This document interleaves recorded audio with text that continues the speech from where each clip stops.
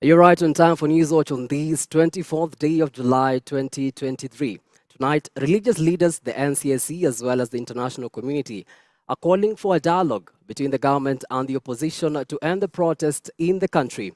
Later on in studio, I'll be joined by two political analysts, that is Esther Nyonje and Eric Mukono, as we dissect on the issue on the dialogue KE.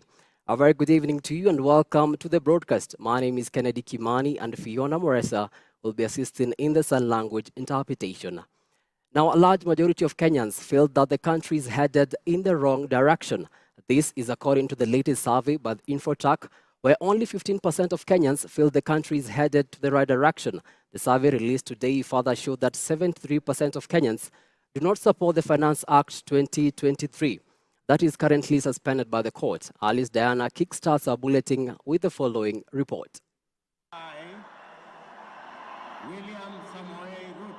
With the Kenya Kwanza government having been in power for 10 months now, since taking over from the previous Jubilee government, majority of Kenyans feel the country is headed to the wrong direction.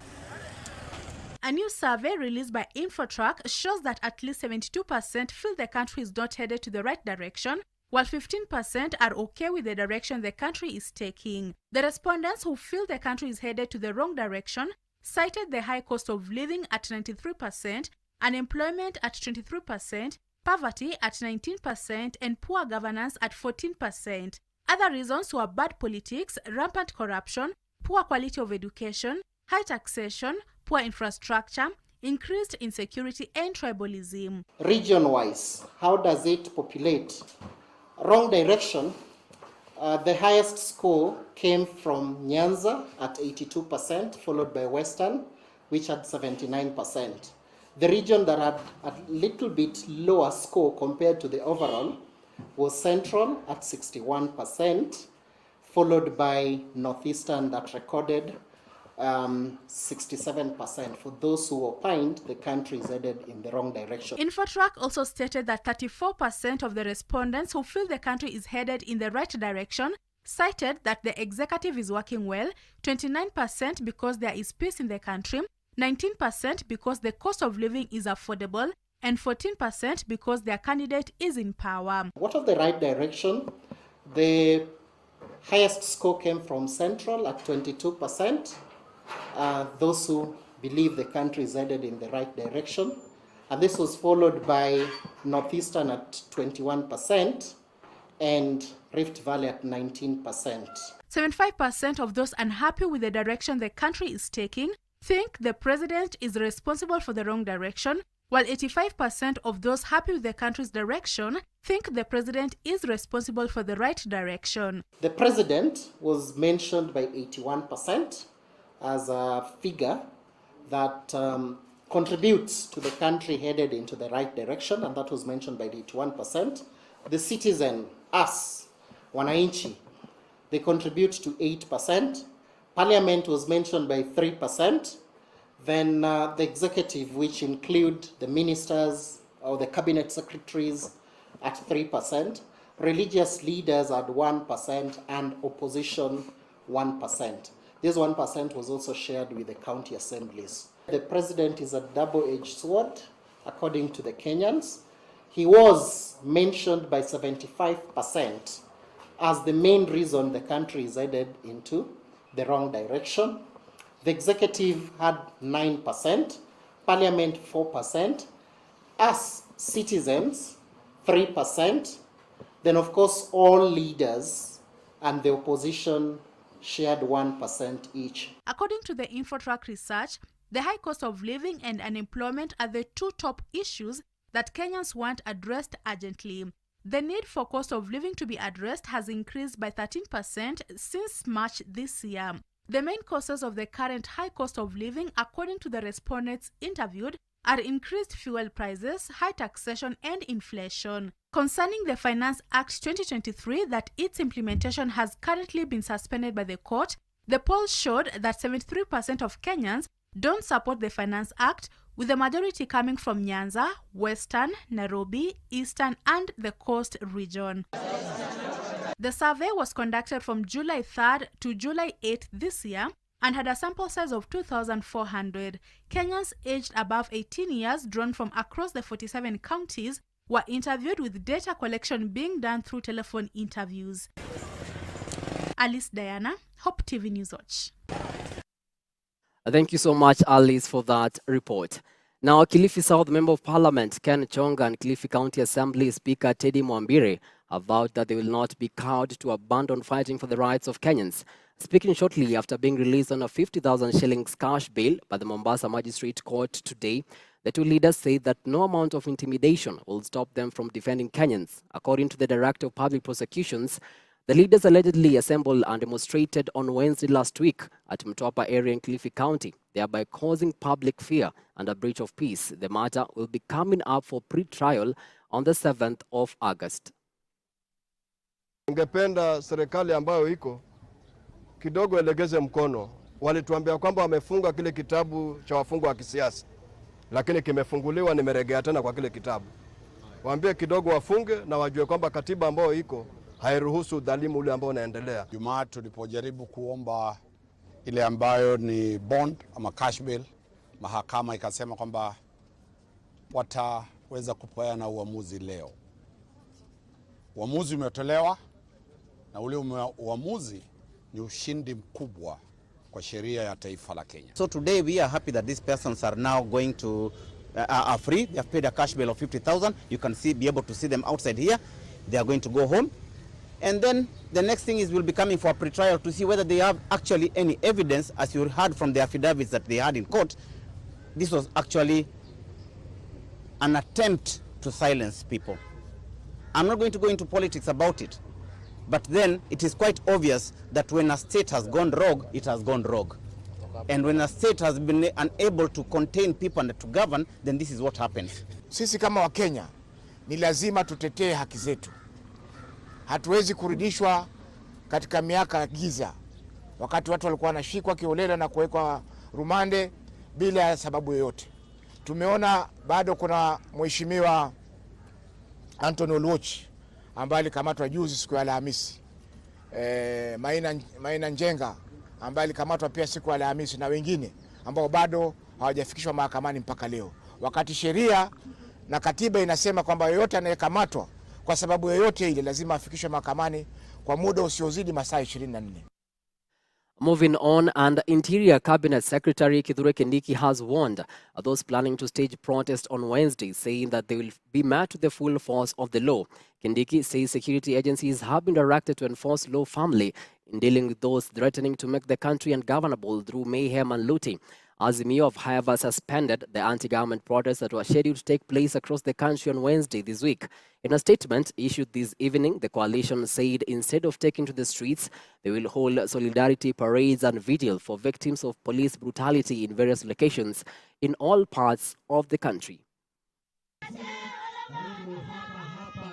Hakuna tofauti. Wanatatiza watu kule Nairobi. Ati sijui ni maandamano. Maandamano ni kupiga polisi na mawe, kuvunja duka, kuchoma barabara na kutatiza uchukuzi wa umma. I want to make it very clear that all people who are hiding behind politics to commit crime have a date with us and have a date with law enforcement officers. We are not suffocating any freedoms in this country, and that's why we will remain firm. I hear they have again threatened that they will want to go out on a looting spree on Wednesday. We are ready for them. We will deploy from 1 a.m. We will make sure that no hooligan, no criminal, no looter gets his way. And now, former Kasarani Member of Parliament Elizabeth Ongoro has today decamped from the ODM party and joined the United Democratic Alliance party. Ongoro has blamed the opposition leaders, accusing them of pushing the youth to the political front line to pay the ultimate price for their leadership ambitions. Tunachukua fursa hii sasa officially kukaribisha Mama County katika chama cha UDA. Let us talk together Let us all believe that Kenya is bigger than all of us, as we have always said, so that we go the route of discussion and bringing ideas to the table. Let us stop Mandamano. It is killing too many of our children.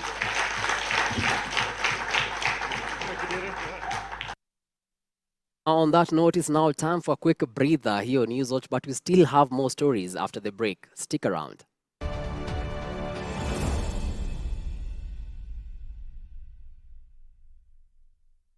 Arise each morning to a moment of worship.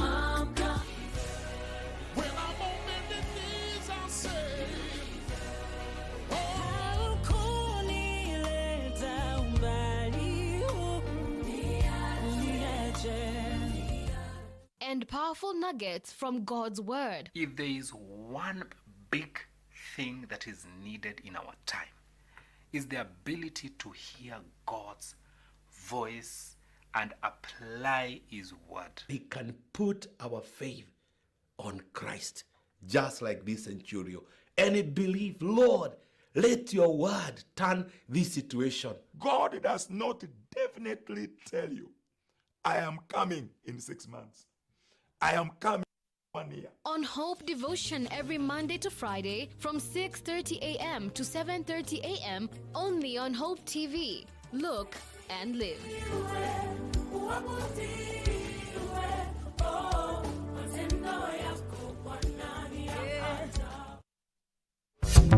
Hi there, my name is Mrs. Rhoda Kidula Kedaha. I am very passionate about relationships, marriage and family. Join me this and every Saturday right here on Hope TV, the station where you look and live. Let's have conversations around these topics because I believe that relationships, marriage and families work when Christ is at the center. The Rhoda Kidula Show on Hope TV, where you look and live. Remember, you can watch Hope TV on Zuku channel 873, on GoTV channel 27, and on Signet channel 817, and on all other free-to-air set-top boxes. Keep it right here on Hope TV, where you look and live.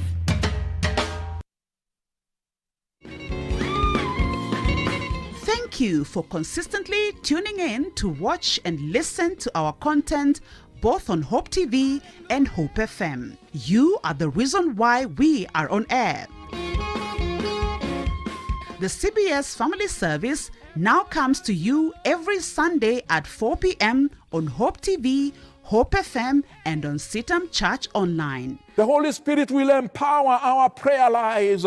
Our mission is to know God and to make Him known through evangelism and discipleship. CBS Family Service on Hope FM and Hope TV, where you look and live. Kama vile mashua baharini, mizani imekwisha wasili. Mara hii kila Alhamisi. Msoleta kabisa, mpenzi mtazamaji, mpenzi msikilizaji wa Mizani. Tungependa Wakenya waende kwenye nchi ambazo tuko na mikataba nao. Kulikuwa na Raila Odinga, kukawa na Wajakoya pia. Mbona hongeunga mkono? Tuwape mauzani wa masuala ibuka na chupukayo toka kila pembe ya Kenya na ukanda huu wa Afrika. Yawe mambo au vijimambo, jiongea na kutaarifu na kuarifu zako fikra. Kila Alhamisi saa 1 machweo kwenye runinga ya Hope TV. Ni tamu. Tukutane Mizani.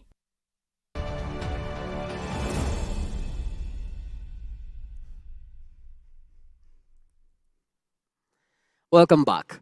Now, Deputy President Rigathi Gachagua has called for a relook at the existing financial systems for the agricultural sector, saying they were disadvantageous to the African countries, yet they needed better funding. While addressing a high-level session on financing food systems transformation during the ongoing United Nations Food Systems Summit in Italy today, DP Gachagua said the continent continued to face challenges frustrating agricultural production, calling for favorable funding systems for the sector.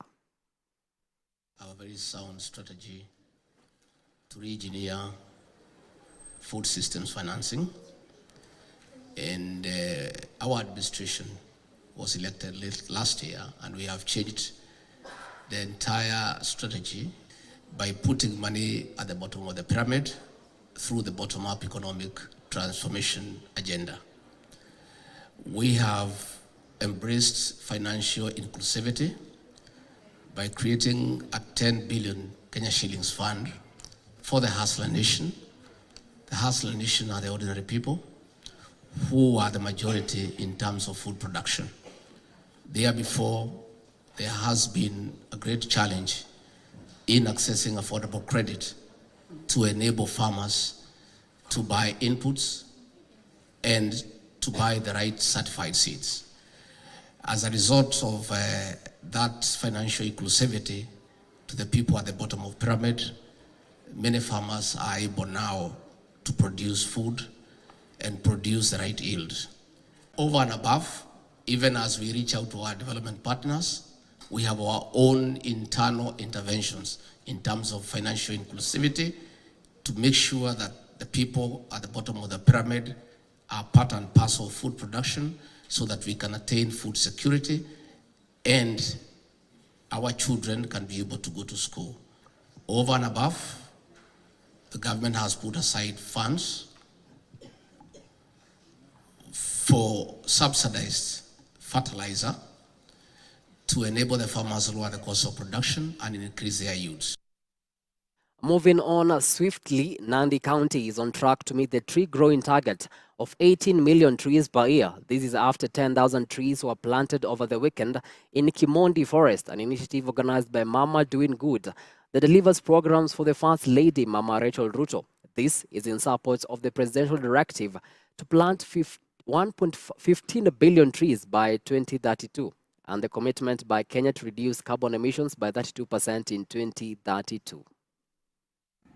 Rais amekubali kwamba tunaweza kurudi kukata miti ya kiwalaya, sio miti ya kienyeji. Kwa hivyo ukiona mtu akikata miti ya kienyeji, peana report. Hata wewe mwananchi, sheria imekukubali mfanye mpango kukamata huyo mtu, mulete kwetu ama kwa police station. It is important that programs that are anchored under the office of the First Lady support it. That we need to understand the planetary crisis and the three planetary crisis issues. We have climate change, we have pollution, and biodiversity loss. And therefore, when you talk about climate change, part of it is what Mama is doing. Crossing borders now, and protesters chained themselves outside Israel's parliament today as the country's president led a last-minute bid for a compromise on Prime Minister Benjamin Netanyahu's contentious judicial overhaul ahead of a crucial vote in the Senate. With banks and businesses joining in the protest, pressure mounted on Netanyahu, who was released from hospital on Monday morning after a two-night stay during which he was fitted with a pacemaker. At least 6 people were arrested in the protest outside Parliament, which was due around midday to start an hours-long final vote on a bill limiting the Supreme Court's powers to overrule decisions made by governments and ministers.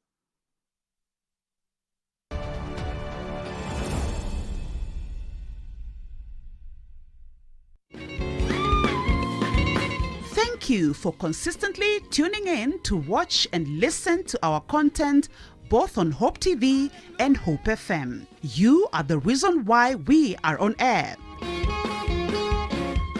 The CBS Family Service now comes to you every Sunday at 4 p.m. on Hope TV, Hope FM, and on Sitam Church Online. The Holy Spirit will empower our prayer lives. Our mission is to know God and to make Him known through evangelism and discipleship. CBS Family Service on Hope FM and Hope TV, where you look and live. All to praise how.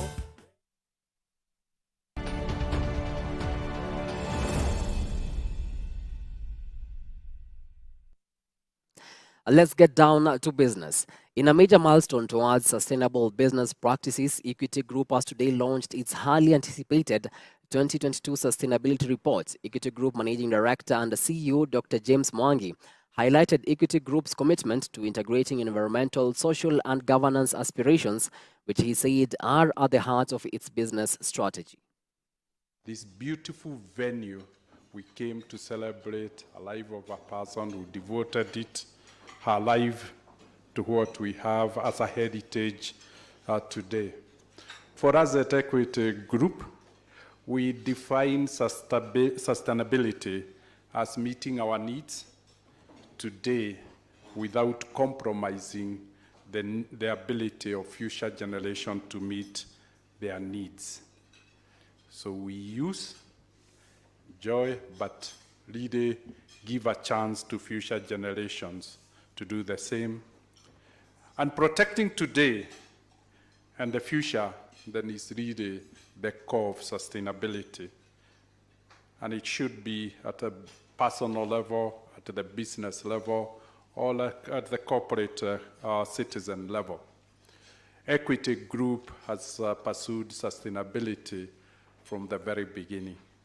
We got the challenge of the name, equity. Those who may not have interacted with equity a lot, it's borrowed from the doctrine of law. It means fairness and justice. And the practice of that led us to a path of devoting 2% of our revenue, not profit, revenue, to a cause of sustainability nearly 35 years ago. And we have seen in various forums Equity described as a purpose-led organization. That purpose is purely the mission for which Equities exist, to change lives, give dignity, and expand opportunities. Africa Tech Challenge has returned for its 8th season, uniting talented engineering contestants from Kenya, Uganda, Ghana, Egypt, Zambia, Tanzania, Ivory Coast, and Zimbabwe. The focus will be on construction design using cutting-edge tools. Speaking at the event announcing the challenge, Esther Moria, the Principal Secretary of the State Department for TVET, encouraged the youth to learn from China and other countries' technological skills during the challenge and pledged government's commitment to recrafting the curriculum into skill setting. We would want our youth to learn each and every skill in mechanical engineering so that they are actually able to do whatever it is that requires to be done within the big area of mechanical engineering, among all other skills. So we are recrafting the curricula into skill set.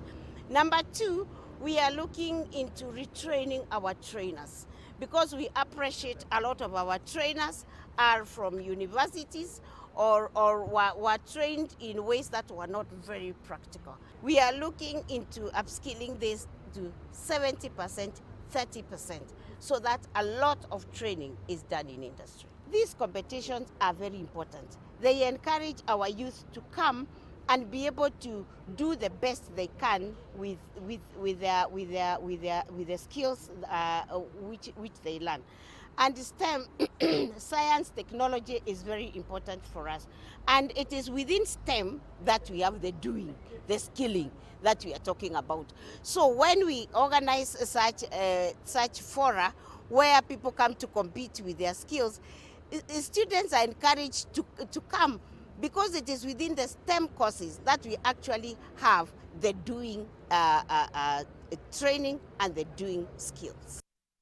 Now, Twitter has launched its new logo, dropping the blue bird on its website for an X. As part of a wider rebranding, Twitter is thought to have around 200 million daily active users, but it has suffered repeated technical failures since Elon Musk bought the so-called Bird app for $44 billion in 2022 and sacked much of its staff. Facebook parent Meta launched its own text-based platform called Threads early this month, which has up to 150 million users, according to some estimates.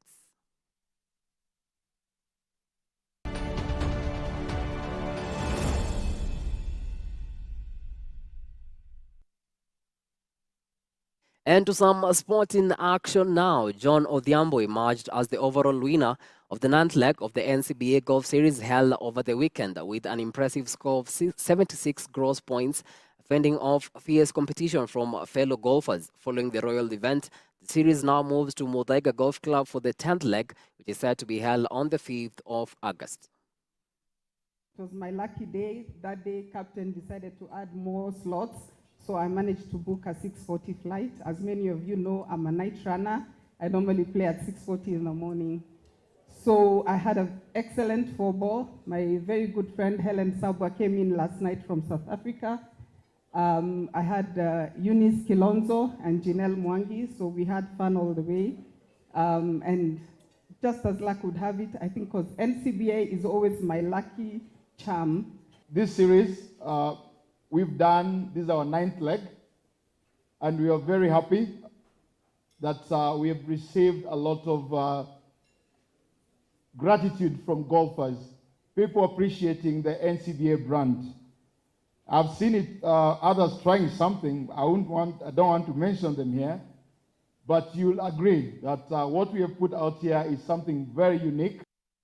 Al Hilal have made a world record £259 million bid to sign Kylian Mbappe from Paris Saint-Germain. The French champions have put Mbappe up for sale and left him out of their squad for the pre-season tour of Japan and South Korea, having made it clear they only want to include players who are committed to the club. Paris Saint-Germain believe at least 5 clubs are interested in signing Mbappe, with Tottenham Hotspurs among them.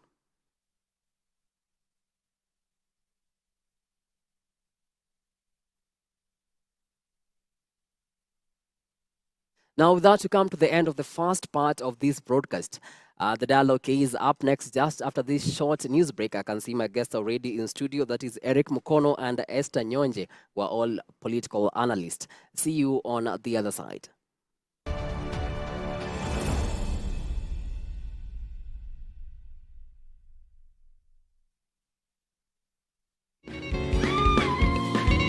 Thank you for consistently tuning in to watch and listen to our content both on Hope TV and Hope FM. You are the reason why we are on air. The CBS Family Service now comes to you every Sunday at 4 p.m. on Hope TV, Hope FM, and on Sitam Church Online. The Holy Spirit will empower our prayer lives. Our mission is to know God and to make Him known through evangelism and discipleship. CBS Family Service on Hope FM and Hope TV, where you look and live. All to praise how.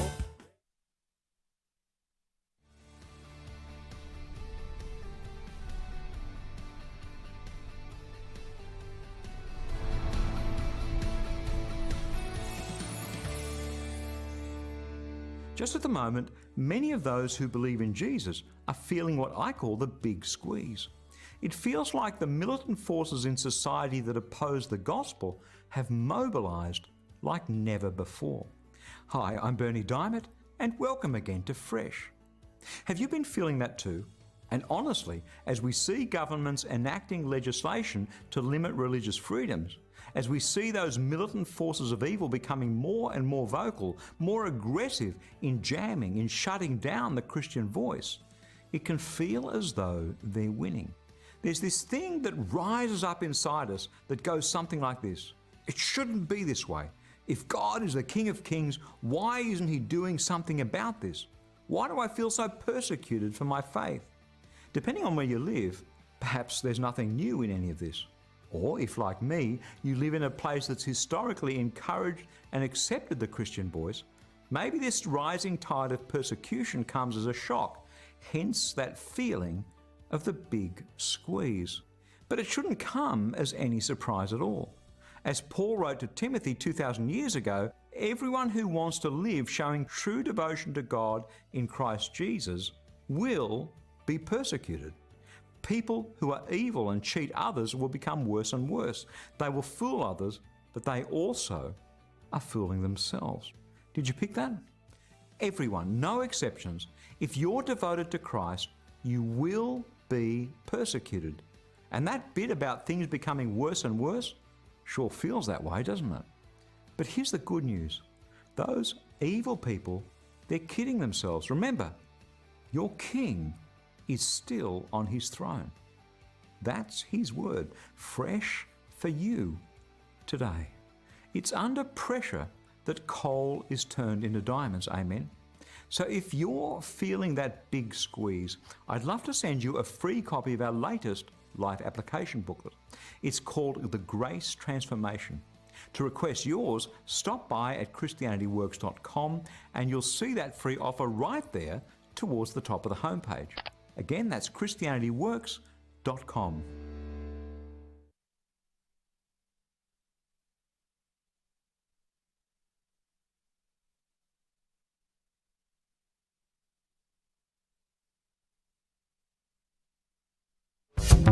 Hi there, my name is Mrs. Rhoda Kidula Kedaha. I am very passionate about relationships, marriage, and family. Join me this and every Saturday right here on Hope TV, the station where you look and live. Let's have conversations around these topics because I believe that relationships, marriage, and families work when Christ is at the center. The Rhoda Kidula Show on Hope TV, where you look and live. Remember, you can watch Hope TV on Zuku channel 873, on GoTV channel 27, and on Signet channel 817, and on all other free-to-air set-top boxes. Keep it right here on Hope TV, where you look and live.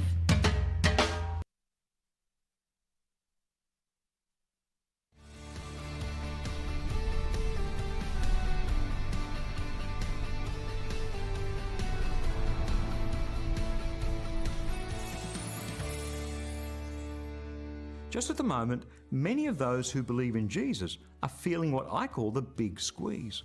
It feels like the militant forces in society that oppose the gospel have mobilized like never before. Hi, I'm Bernie Diamond, and welcome again to Fresh. Have you been feeling that too? And honestly, as we see governments enacting legislation to limit religious freedoms, as we see those militant forces of evil becoming more and more vocal, more aggressive in jamming, in shutting down the Christian voice, it can feel as though they're winning. There's this thing that rises up inside us that goes something like this. It shouldn't be this way. If God is the King of Kings, why isn't He doing something about this? Why do I feel so persecuted for my faith? Depending on where you live, perhaps there's nothing new in any of this. Or if, like me, you live in a place that's historically encouraged and accepted the Christian voice, maybe this rising tide of persecution comes as a shock, hence that feeling of the big squeeze. But it shouldn't come as any surprise at all. As Paul wrote to Timothy 2,000 years ago, everyone who wants to live showing true devotion to God in Christ Jesus will be persecuted. People who are evil and cheat others will become worse and worse. They will fool others, but they also are fooling themselves. Did you pick that? Everyone, no exceptions. If you're devoted to Christ, you will be persecuted. And that bit about things becoming worse and worse sure feels that way, doesn't it? But here's the good news. Those evil people, they're kidding themselves. Remember, your king is still on his throne. That's his word, fresh for you today. It's under pressure that coal is turned into diamonds, amen? So if you're feeling that big squeeze, I'd love to send you a free copy of our latest life application booklet. It's called The Grace Transformation. To request yours, stop by at christianityworks.com and you'll see that free offer right there towards the top of the homepage. Again, that's christianityworks.com. Arise each morning to a moment of worship.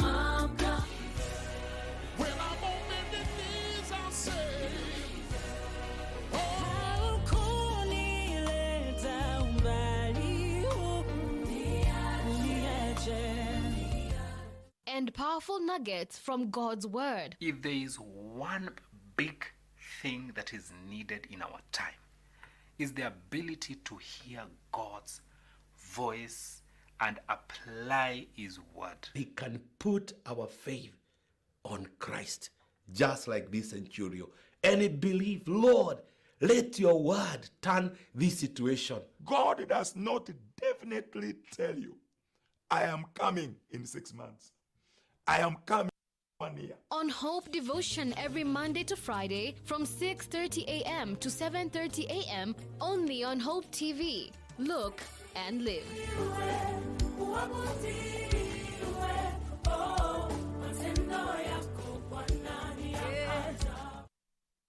Kama vile mashua baharini, mizani imekwisha wasili. Mara hii kila Alhamisi. Msalata kabisa, mpenzi mtazamaji, mpenzi msikilizaji wa Mizani. Tungependa Wakenya waende kwenye nchi ambazo tuko na mikataba nao. Ulikuwa na Raila Odinga, ukawa na Wajakoya pia. Mbona hongeunga mkono? Tupima uzani wa masuala ibuka na chupukayo toka kila pembe ya Kenya na ukanda huu wa Afrika. Yawe mambo au vijimambo, jiongea na kutaarifu na kuarifu zako fikra. Kila Alhamisi saa 1 machweo kwenye runinga ya Hope TV. Mitamu. Tukutane Mizani.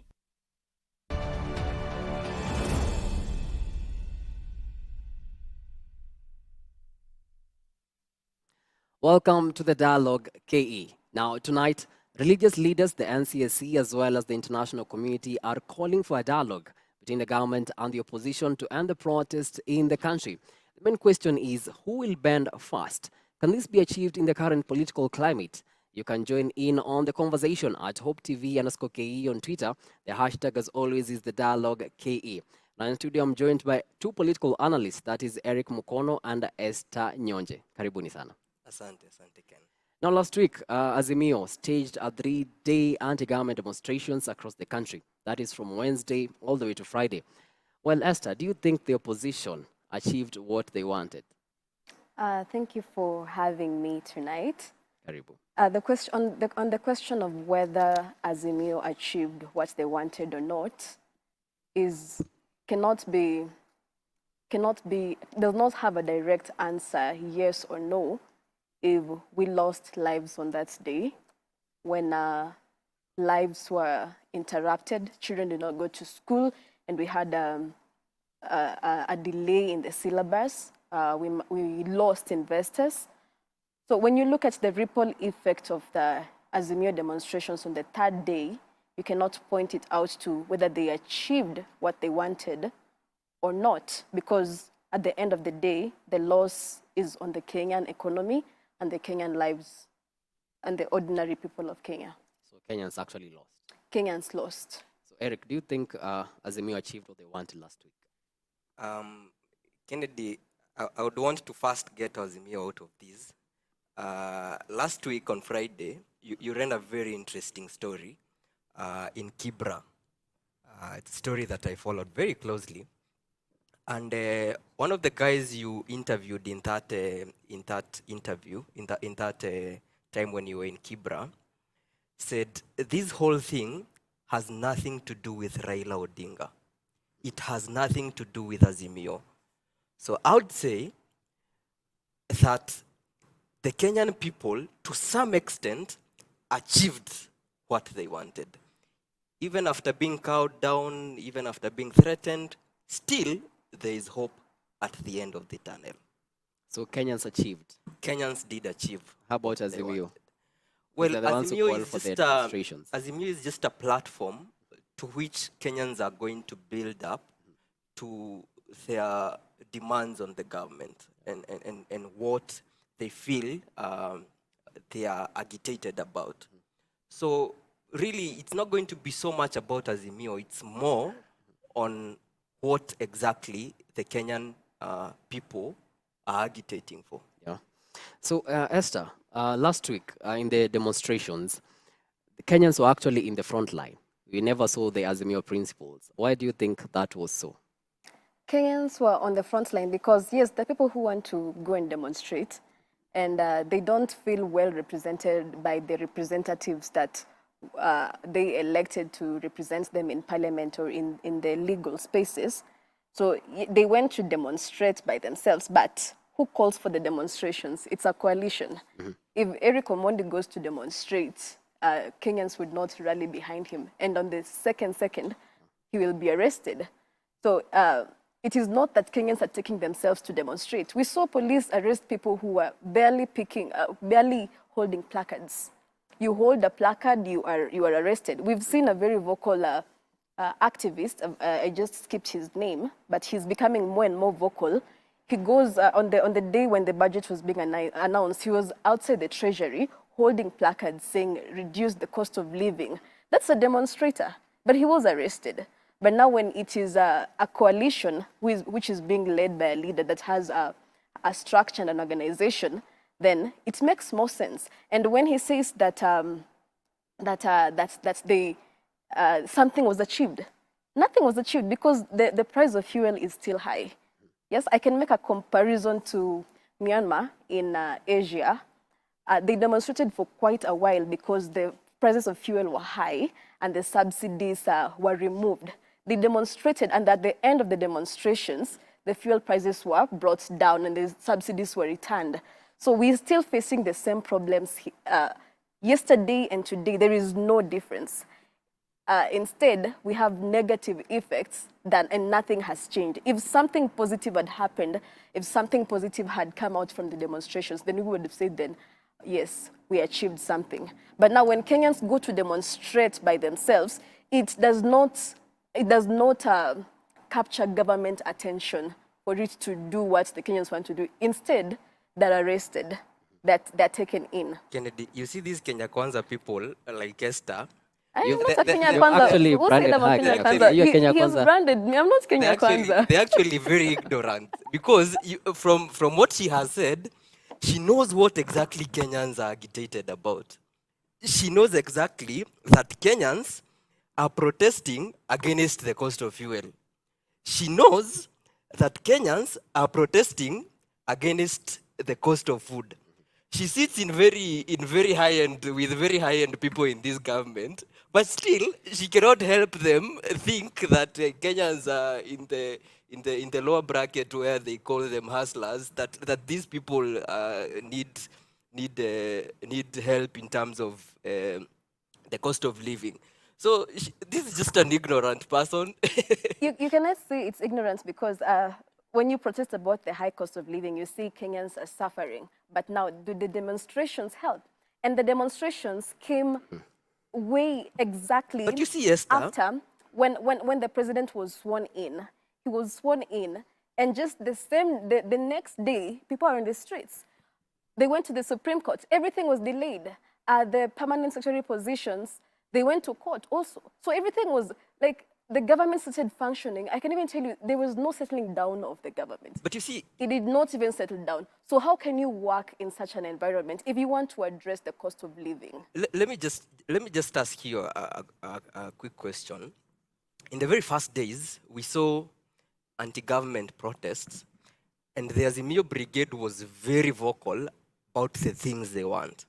And one of the things they were very vocal about was on the Chirela 4. The other thing was on the servers, and all those things around the elections.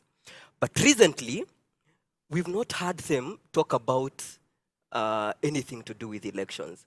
Actually, Kennedy has raised something a very interesting question, that the principals were no-show in last week's protest. And it is because you people wanted to arrest them, and Moses Kuria made it very clear that... Use you people, okay, Eric, let's make it clear. You have a right anyone. of reply. Are you part of the Kenya Kwanza brigade? I am not part of the Kenya Kwanza brigade. Oh, okay, thank you so much. So Eric, I'm a political analyst. I look at it and I dissect it in the way it's supposed to be dissected. If it is something to bring attention to, then bring attention to it. But I need also to also let her know that the protests that are currently staged by Azimio have nothing to do with the elections. Okay. That is why you didn't even without having the principles around, they still had people coming up and protesting. And okay, let's we need these issues tackled. Okay, let's move away from last week's demonstrations. Actually, last week, on Saturday, Azimio downsized the protest. It's now on Wednesdays. But actually today, Azimio issued a statement this evening saying that they will not take part in the protest, but instead will take to the streets. They will hold solidarity parades and vigil for victims of police brutality in various locations in all parts of the country. Why do you think Azimio have actually downsized the demonstrations from 3 days to 1 day? Well, I wouldn't know because I'm not an organizer. I don't take part in their organizations. But now, looking at the demonstrations, as he has said, you know, you are bringing out a question that you should have asked yourself. When the demonstrations started, they started with a different purpose. And then over time, it's now gaining, it's gaining different reasons. So I'm sure if we are going to have demonstrations by next month, we are going to have a different reason for a demonstration. Because we started with Cherera 4, we started with high cost of living, involvement in government, what else? Yeah, fuel and what? And now, now... It's because we can't have hungry people fighting for democracy. So when we have people full, now we can have people come and fight for their rights. And now, now, it is purely on the cost of living. And now, how can you deal with the cost of living with the demonstrations on the streets? Why don't you give... It's more reasonable to give government some time, and then after the time, now come and say that you did not fulfill what you wanted to say. Because you have to realize that as much as the president was out there saying in 100 days I will do this, we have to be smart enough to know that campaign language is different from administration when he's in that seat. And we also have to realize that that he was also inheriting something from someone, the continuity, the administration continuity. So he couldn't implement everything that he could. And there were so many disruptions also. He couldn't implement everything that he could in that time. So it would be more reasonable if we were having these demonstrations next year, but not 10 months down the line. Next year. Eric, Yes. do you agree with Esther that we should have the demonstrations next year? No. No. I don't. I think I don't agree with her, because she has raised a very seemingly valid point about the inheritance of the government, you know, and interestingly, these people. She asked me not to call them these people. Let me just call them Kenya Kwanza. Kenya Kwanza came in and told us that, see, we have inherited a very dilapidated government. And for us to get us to a point of bringing this country to where we want it economically, then we need to raise taxes and do all those things that you have seen done in the last few months, now headed to a year, when this government has been in power. But then I keep asking myself, who is the fool here? Is it the Kenyan people, or is it the government? Or who is making a fool of the other? Because days later, we get to see a government that somehow has acquired money, and from the dilapidated government that they inherited, now they have money to employ 50 CASs. Okay? They come and tell us, we want to cut down on the public expenditure. Okay? Using what they call something measures, austerity measures, you know?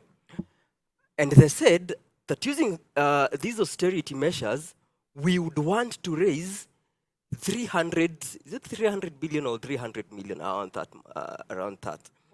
But then still, we see these guys moving around with very high-end cars, in very huge motorcades, you know? I mean, we need to have a government that is responsible.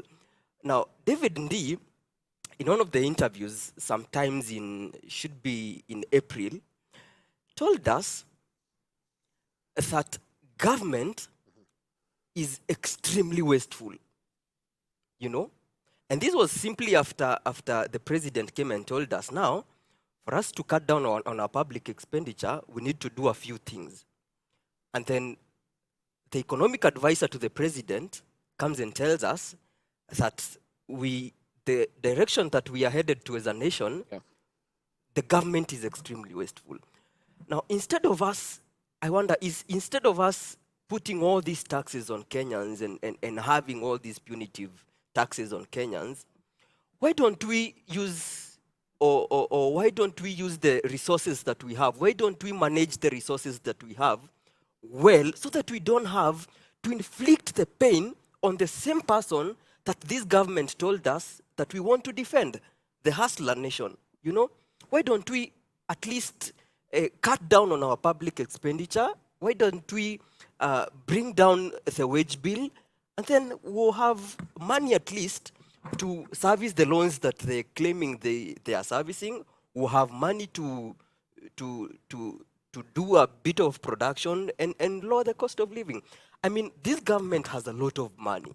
Let no one lie to you that they inherited a dilapidated government. There is no way those guys inherited a dilapidated government. There is money in this government. government. Back to the Azimio demonstrations. And actually, the police have been on the spotlight on how they've been handling protesters in the series of the anti-government protests. And actually, Azimio coalition are actually collecting evidence to file a case at the International Criminal Court. Esther, do you think this is the way to go, the ICC? We've seen ICC before. It is not a new topic in Kenya. We've seen ICC before. And what I say is that let us not get to that point. I mean, whatever is happening, what are we even portraying to the international community? We have our court system in Kenya. We can form our tribunals by ourselves. So why do we have to get to a point where the international community is again coming to get involved in our issues here as a country? So it is something that is repeating itself, and it's a sad state because what's happening can be easily solved by calling these two principles together to sit down and digging into the issues that are affecting us, knowing that our issues are affected by electoral injustices. We had the Kriegler report. Johan Kriegler was a South African, was he a Chief Justice? He had to come, form a commission, wrote a whole report to review the electoral reforms. It has not even been implemented. So now why are we going back to the ICC? Call someone again to negotiate it. I mean, we don't have to get there. I feel the two principles, you know, Raila Odinga and William Ruto were two equal competitors in the 2022 general elections. Because honestly, we are here because of the elections. And that is the problem with our country, Kenya. We are always, after every elections, we face the same problems. So we just need to note down the specific problem that we are facing. What is it? Electoral reforms. Let us not put so many issues under the carpet. Find something to ease the pain at that point. And then when we are faced again, the same disease crops up.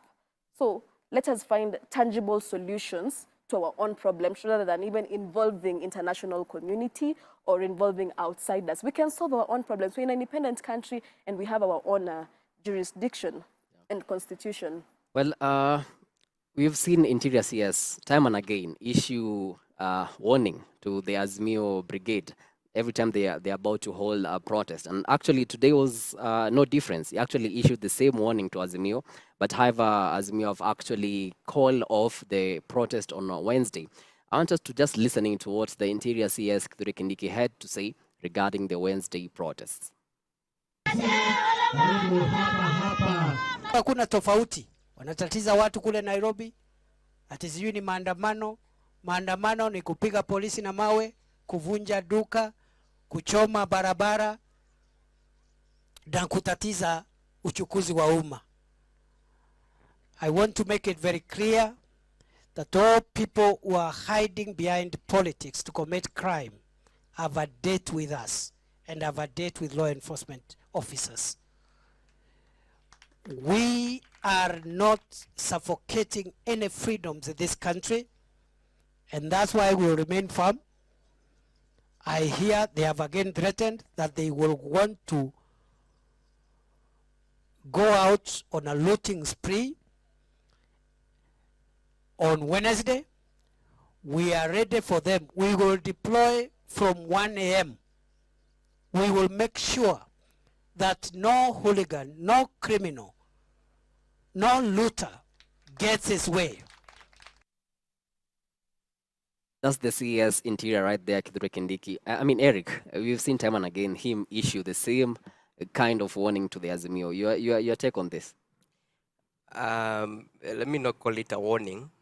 Let me call it a threat, because Article 37 of the Constitution gives every Kenyan the right to demonstrate, the right to picket, and Kenyans are entitled to security when they are doing all these.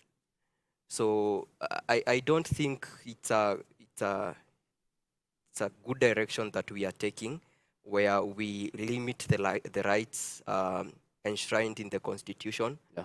So I think let Kenyans be given the opportunity that they need. Now that the government has refused to listen to its people, then let them allow us to do the least that we are able to do, and that is demonstrate, and let the government know that we are not comfortable about certain things that they are doing. And you see, these people are just hiding,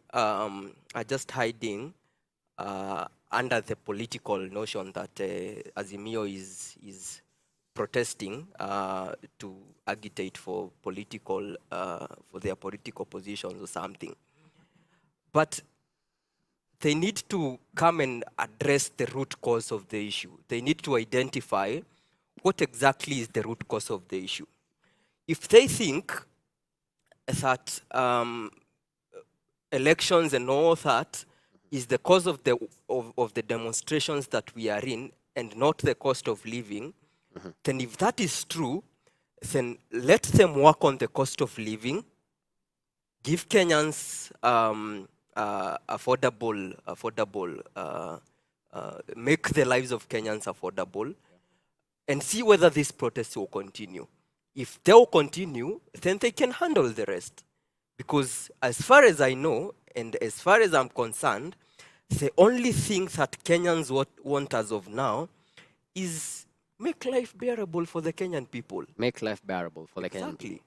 Well, in the midst of all these protests, we've actually seen political arrests at the likes of Babu Owino, Ken Chonga, the Member of Parliament of Kilifi South, the ex-Mungiki leader, Maina Njenga, and actually we've seen Pauline Njoroge, the blogger, today, who was actually, the accusations on the drugs were actually dropped today. We have actually also seen the saga with the Kenyatta family, with their sons and the former First Lady, Mama Ngina Kenyatta. Do you think this is political revenge from what happened to the UDA brigade last year? Well, the way politics is being played out in this country, you can clearly see it is political revenge, but now they want to put it in another way, but they want to say that, oh, this is what they did, because if you look at the arrests of people who are being arrested right now are the people who are affiliated to the Azimio brigade. Yeah. And like you have said that Article 37, Kenyans should practice Article 37 of the Constitution, which gives you the right to picket and demonstrate. Yes, it is operationalized by the Public Order Act that gives a good structure. It gives a clear structure of how demonstrations should be carried out in this country. If demonstrations are going to be a threat to, it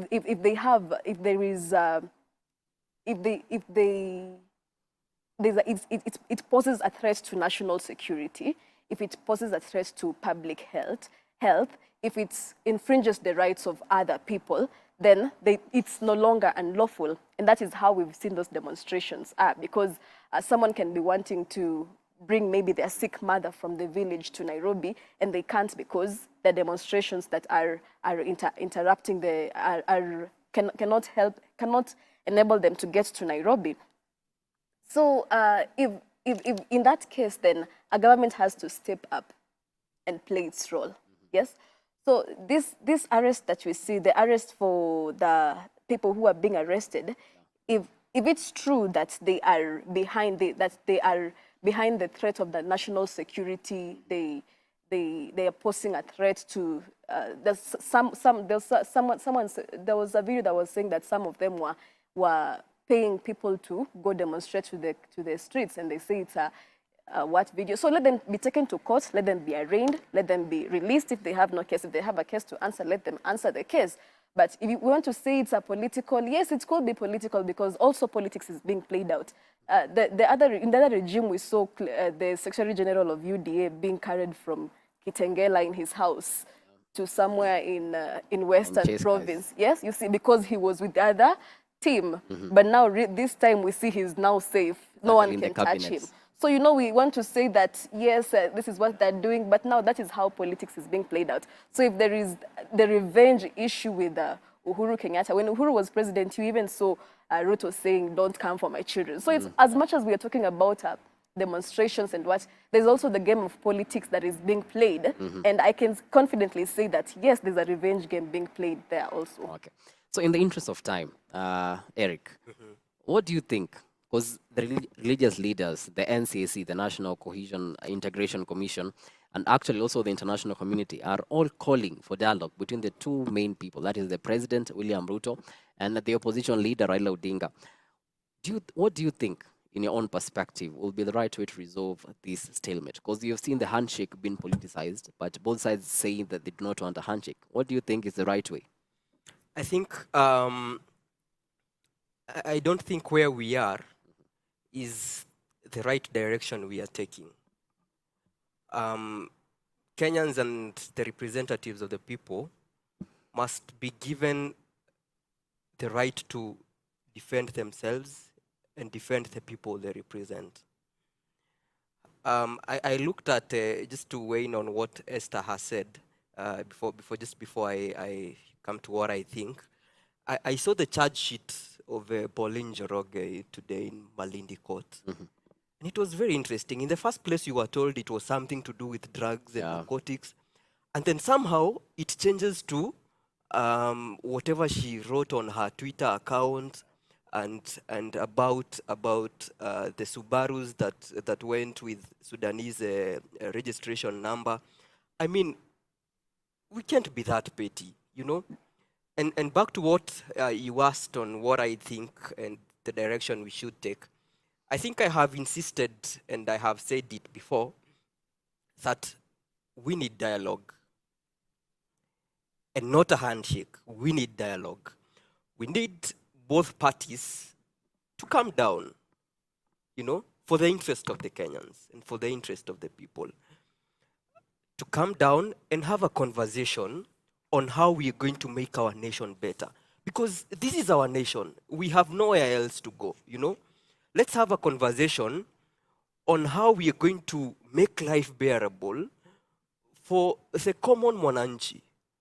Let's have a conversation on how we are going to make the life of investors around this nation easier, so that we have more people employed and we have an easier environment of doing business. And that is the only way that we can grow our economy.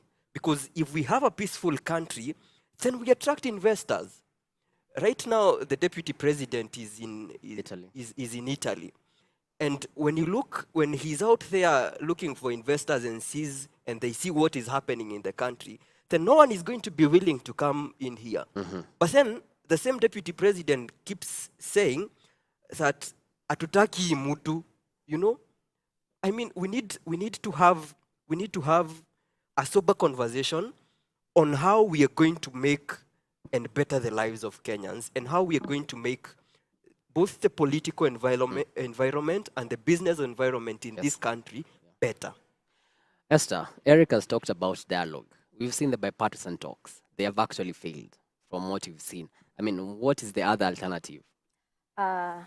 Sober is actually the word. I liked when he said sober. Yeah. Now, the other alternative, as I said at the beginning, that Raila Odinga and Honorable William Ruto were two equal competitors in the elections, and one had to win and the other had to lose. We cannot all be in power.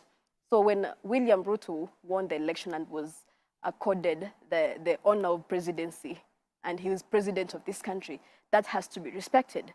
Now let us move on from there. How do we move on from there? That Raila Odinga should accept that Ruto is president. Don't call the government illegitimate, and you want to get also services from the same government. So as he says, dialogue is the way. Let dialogue be the way. Let us find a way on how. Let us even go back and try to look at how do we handle failures from elections.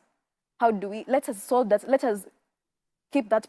Let us write reports about that so that it is written and see if someone is agitated at presidential level, how are we handling him? So that we don't see, like I said, let's not put issues under the carpet, give it a pain reliever, and then at a later time, it comes out again. So dialogue is the way, and the bipartisan talks failed.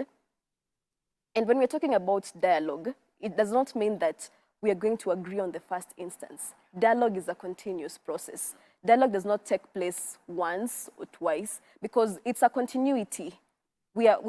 Our system is evolving. We might need dialogue 10 years from now. So let us not stop dialoguing, and everyone needs to calm down. You see, William Ruto is the president of this country. He needs to accept that. You know, the way he's behaving right now, it's like he has not even believed that he's the president. He's still looking back to see whoever he left behind. No, he should drive the country forward. If I can make a comparison, the Prime Minister of UK, he also found a dilapidated economy, but he didn't go back to say, oh, I'm blaming this person, I'm blaming this person. He took it from there and steered it on. So whatever the Kenya Kwanza team is even doing is not even fair, because why are they bothered with Raila Odinga? Stop mentioning Raila Odinga in rallies. Stop mentioning Raila Odinga. Stop going to places and say Raila Odinga should do this, should not do this. We are sons of Mau Mau, chest stamping. Focus on the work that is before you. Drive the Kenyan economy forward. Do your work. Let these demonstrators demonstrate because they have the rights. Let them demonstrate. Don't use force. And then calm down. Both of them should calm down. This chest stamping is what I have an issue with, because I feel like the government should take its place in governing the country and not being involved with politics and the affairs of the opposition. They have the numbers in parliament. They're passing the finance bill. They do whatever they want to do. So if the opposition is agitated, then they should find a way on how to work with the opposition. So the way forward after the bipartisan talks, when they failed, then here we need these two people, the two main perpetrators, to meet, because they are the core principles of all this. Let them meet, let them sit down and give way forward to us.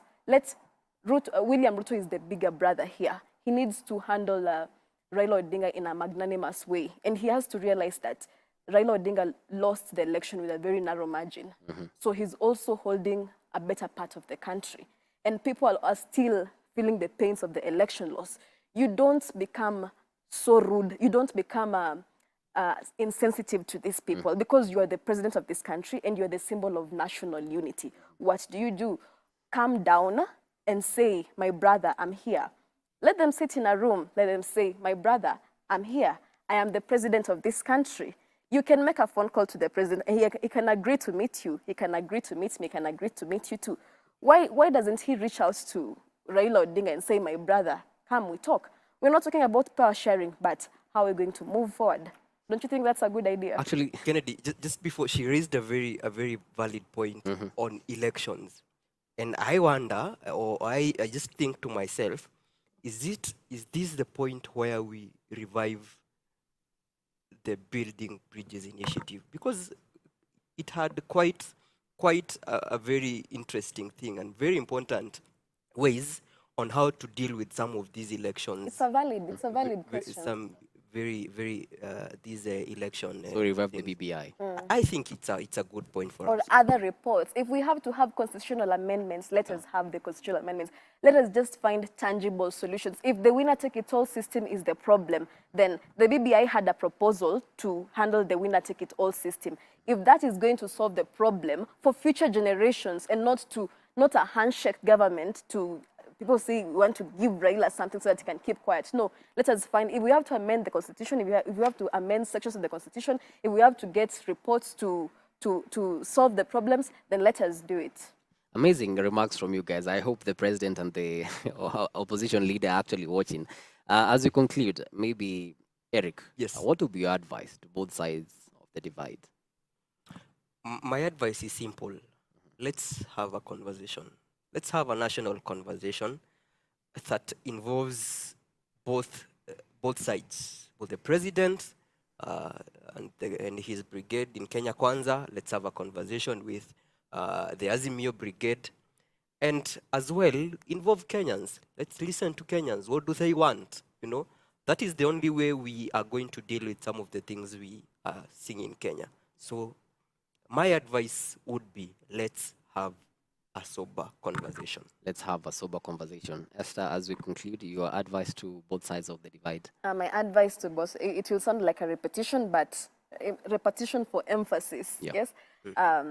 In this situation, like I said, before, on that day that William Ruto reached out to Raila Odinga, he quoted Winston Churchill, and he said that at this point, it is not a time to look at who is right or who is wrong.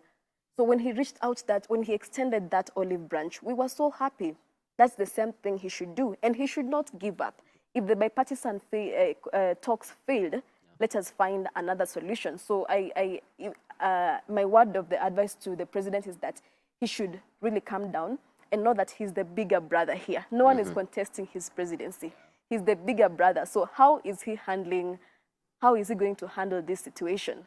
And remember, these people are I don't want to say weaklings, but these people are the, should I say distractors? No. But he should be the bigger brother. The bigger brother. Reach out to the other core principal and talk to him and tell him and ask him, now what, I'm listening to you. Give him a listening ear.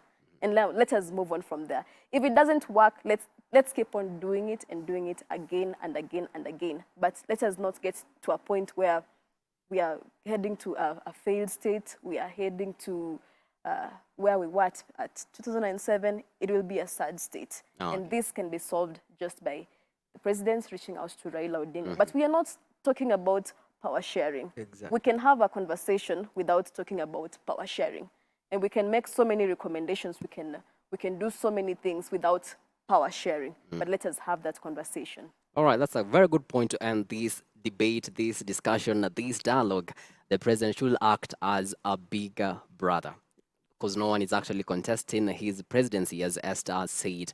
Thank you so much, Esther, and Eric, for your time. They have been our political analysts for the dialogue KE tonight, and many thanks to you for your time. We really appreciate the privilege of your time, and on behalf of the whole team that made this broadcast a success, have yourselves a blessed night. My name is Kennedy Kimani, and Fiona Wallace has been the sign language interpreter.